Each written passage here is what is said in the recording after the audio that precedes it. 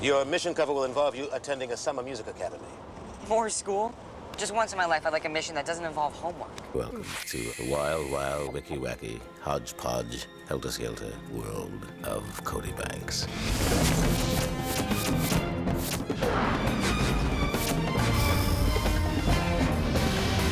In the first movie, Cody is very excited about getting called up to do his first mission and thinking he's gonna get to go to an exotic location and, you know, have to save the world. But his first mission is to get close to a girl. His handler in that movie, Angie Harmon, is very like, listen, no time for play. We need to pass the mission. We need to get the mission done.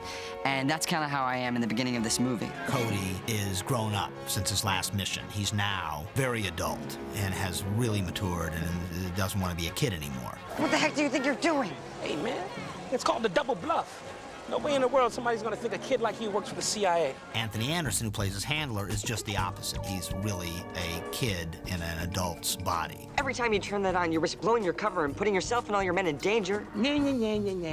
Anthony kind of teaches Cody that, hey, don't grow up so quickly, because you only get to be a kid once. You see things adults don't see. You see the world differently. Don't lose that kid. And I think that's something that's really kind of a nice thematic element that runs through the movie. The world that Cody Banks lives in is a bit surreal. If you can imagine being a 17-year-old undercover CIA agent for the government, but still maintaining a normal life at home with a mother and father and little brother. Just imagine that. Agent Cody Banks 1 may have its share of flashy cars, snowboard chases, and fancy gadgets, but Agent Cody Banks 2 takes adventure to a whole new level. While there's a lot of action and a lot of gadgets and a lot of, you know, very cool stuff, there's, I think, much, much more comedy. You know, humor is really based on contrast. That's what we have in this movie. We have an American who is abroad in London. He meets up with another American who's also abroad in London, but comes from a different slice of America. Because in America, if a dish is particularly delicious, we like to say that it's straight out of Compton.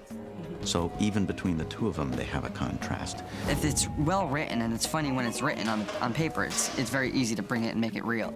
I don't consider myself funny, but, you know, someone like Anthony, he doesn't really need much direction. Hey, a great pastry chef knows his measurements, baby. The fun thing about playing Derek is that I just get to have fun, and there are no limits to what Derek would or wouldn't do. Aha! My personal supply. I'm pretty nifty in the kitchen. Ooh! I need more chocolate. Anthony Anderson is a terrific comedy actor. He's got good timing, got very big screen presence. Keith Allen, who plays Diaz, is a great comedy stroke villain. I want proof that it works now!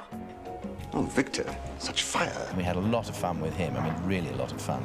Oh, fantastic. Well, I think it's very kind of him to say so. It's my job, you know.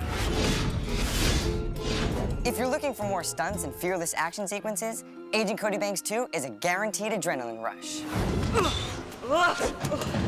Not bad. I had a good teacher. Nobody can really dislike Cody Banks, you know, because he gets to do all this crazy stuff that kids dream about. Frankie worked out with a martial artist and a trainer in America for about 6 or 8 weeks. You know, I want to do as much of it as possible. So I did a lot of training before and stuff like that. But when you're actually filming it, you just do it. You know, you don't even have to think about the choreography or this and that. You kick high because you're just excited and it feels very real, you know, so it's really cool. We did a shot where I'm running, and it's the big chase scene between me and Diaz. And I go into this construction site, and I run, and a crane is lifting up these bars and stuff. And I run, and I grab them, and it drags me over, and he shoots the thing, and like there's this big explosion under me and stuff like that. That's always fun to film, just because it's like, who in the world would ever get to do stuff like that? Good spies are only as good as their state-of-the-art gadgets. And Agent Cody Banks 2 has new high-tech gadgets to escape any sticky situation. Hey, Ned. Got a goodie bag for my man here? Well, let me see. Neville Trubshaw, the crazy lunatic, genius inventor, is waiting with his special kit all laid out for Cody Banks. My travel kit, which opens up and it looks like a normal travel kit with toothpaste and combs and stuff like that. Really inside it has like this retainer that I put in my mouth, and use my tongue to listen to things like in other rooms or from far away. I can listen to conversations up close. Mentos? Yes. These Mentos that if I lick and stick on something, it will, like, you know, explode, like make a mini explosion. So I use those on locks and stuff to get into places. Basic ballpoint pen. He also gets a special ballpoint pen. If you turn the buttons and twist it in certain ways, out comes a grappling hook and it can fire out at incredible speed. Don't forget your yo-yo. He also gets a yo-yo. If you take it apart, it expands and it can push aside elevator doors. Cool yo-yo. He has actually got a clarinet that has already been rigged up to play some marvelous piece of music.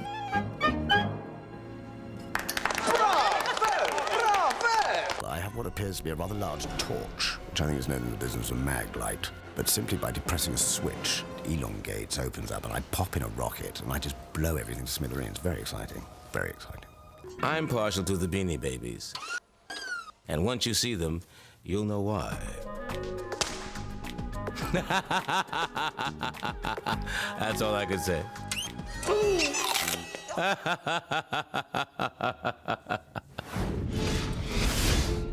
We made sure that Agent Cody Banks 2 has enough globe-trotting adventure to wow any super spy. There are a couple reasons to be in London. One is that it's an amazingly international city. The other main reason is it's the birthplace of secret agents. London, it's very different, you know, although we speak the same language. So it's been fun, you know, seeing all the places, and we're filming in all the, like, very big touristy spots and everything like that. You know, we've used the London Eye, we've used Buckingham. We have that great chase through St. Paul's on the motorbike with Anthony on the motorbike. Come on, get on! I mean, you know, great stuff using the city. We have that whole rickshaw stuff through Piccadilly and Chinatown. We have them on the double-decker buses. But they're not just postcard shots. London is integral, I think, to this story. London has lovely throwback sense of that espionage, kind of, you know, Bond-like, kind of, you know, 60s, 70s TV shows and movies. And the idea was to present a kind of London that feels a mixture of old and new. And I think we've got a good balance of the two.